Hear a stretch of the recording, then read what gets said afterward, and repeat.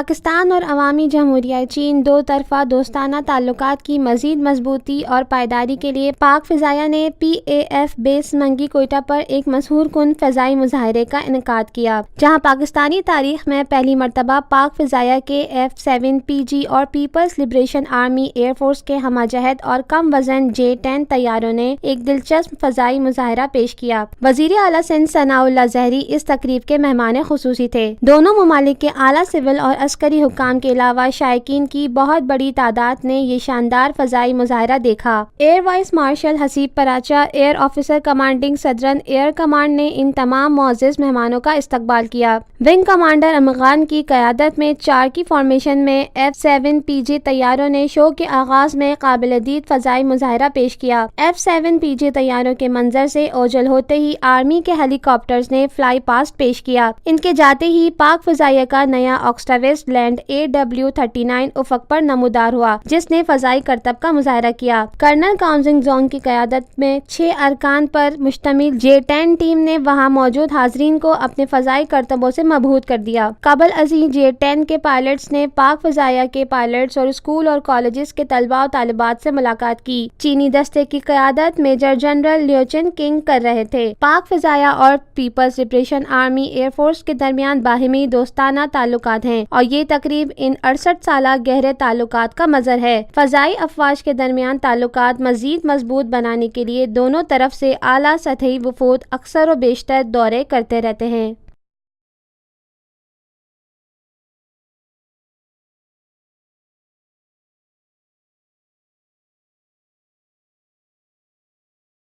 Lotus Lake Towers, a groundbreaking endeavor by Lotus Properties.